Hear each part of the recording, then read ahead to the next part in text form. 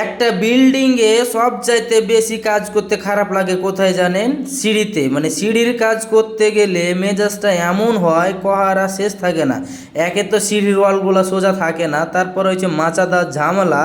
তখন মেজাজটা এমন হয়, তখন কি যে করি আর কি না করি দিশা থাকে না।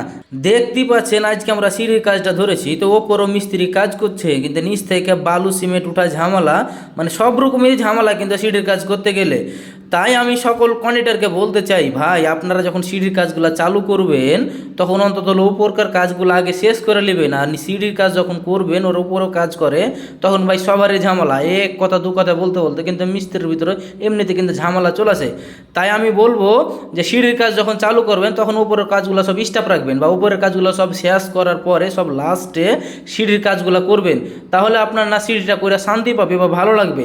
আর ওপরও কাজ চলবে, নিচেও কাজ চলবে, সিঁড়িতে কাজ চলবে, তাহলে কিন্তু সিঁড়ির কাজ করতে ভাই এমনিতে মন মাইন্ড ঠিক থাকে না। আর এরকম নিত্য নতুন ভিডিও পেতে অবশ্যই আমার পেজটা ফলো দিয়ে পাশে থাকবেন এবং লাইক কমেন্ট শেয়ার করে সবার মাঝে একটু ছড়িয়ে দিবেন।